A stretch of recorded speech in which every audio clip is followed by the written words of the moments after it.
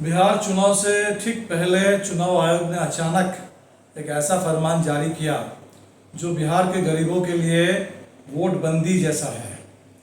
नोटबंदी के दौर आपको याद है, मोदी जी ने काला धन खत्म करने के नाम पर अचानक पूरे देश में 500,000 रुपये के नोटों को बंद कर दिया था।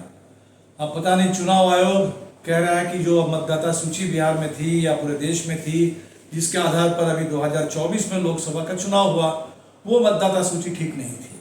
और इस मतदाता सूची को ठीक करने के नाम पर चुनाव आयोग ने कहा है कि 2003 के मतदाता सूची के आधार पर नई मतदाता सूची पूरे बिहार में उसका निर्माण किया जाएगा। और इसके लिए कहा जा रहा है कि बिहार में अगले 1 महीने के अंदर बिहार के 8 करोड़ मतदाता, उनके पास घर घर जा कर के उनसे सबूत मांगा जाएगा कि वो बिहार में पैदा हुए थे, कब पैदा हुए थे, कहाँ पैदा हुए थे। सिर्फ अपना देने से भी नहीं चलेगा, अपने पिता माता का भी देना पड़ेगा। और अगर आपके पास ये प्रमाण पत्र नहीं है, वो कह रहे हैं कि आपने कब मैट्रिक पास किया, आपके पास ज़मीन का क्या खतियान है, तो कुल मिलाकर के ऐसे कागज पत्र मांगे जाएंगे जो बिहार के गरीबों के पास बिल्कुल नहीं है। और वो भी जुलाई का महीना, बरसात का महीना, लोग पूरा व्यस्त है इस समय।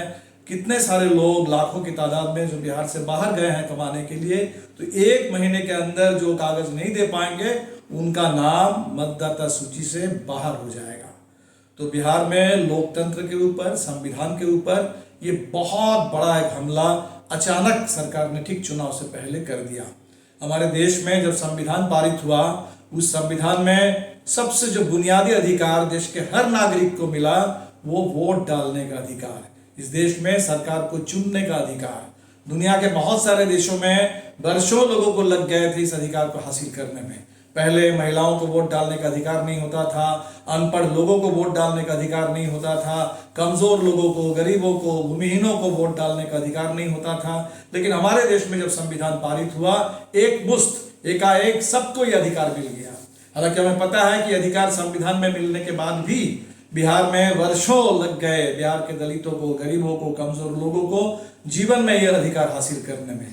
वो 80 का दशक आपको याद है, जिस समय पूरे बूथ कब्जा के खिलाफ इंडियन पीपुल्स फ्रंट के नेतृत्व में हमने पूरे बिहार में अभियान चलाया और जान की बाजी लगा करके पहली बार बिहार के गरीबों ने वोट डाला और अपने नेताओं को जिता करके, यहाँ तक कि लोकसभा में आरा से रामेश्वर जी को जिता करके भेजा। तो ये जो बिहार में गरीबों ने वोट डालना शुरू किया, आज भारतीय जनता पार्टी परेशान है। उनको डर है कि 2020 में जिस तरह से चुनाव परिणाम आया, 2024 में जिस तरह से चुनाव परिणाम आया, इस बार अगर बिहार में साफ सुथरा चुनाव हुआ और गरीबों को अगर वोट डालने का मौका मिला, तो निश्चित तौर पर ये 20 साल से जो भारतीय जनता पार्टी की सरकार चल रही है, नीतीश जी के कंधे पर बंदूक रख करके, वो सरकार इस बार चुनाव में पूरी तरह से हार जाएगी।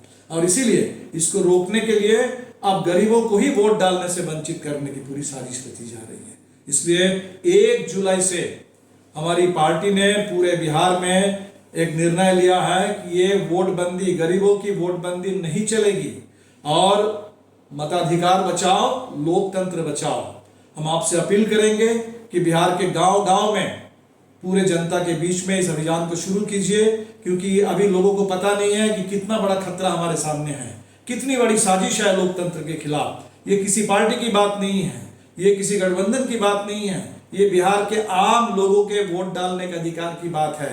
ये बाबा साहब अम्बेडकर के द्वारा लिखा गया संविधान, उस संविधान में जो सबसे बुनियादी हक है बिहार और पूरे देश के आम लोगों के लिए, उस हक को छीनने की साजिश है। और इसके लिए बिहार में अपने तमाम साथियों से हम अपील करेंगे कि घर घर जाइए, लोगों के बीच में जाइए, लोगों को इस बात खतरे से आगाह कीजिए और एक बहुत बड़ा आंदोलन छेड़ दीजिए बिहार के अंदर, ताकि सरकार को पता चले, चुनाव आयोग को पता चले कि बिहार इसे बर्दाश्त बिल्कुल नहीं करेगा।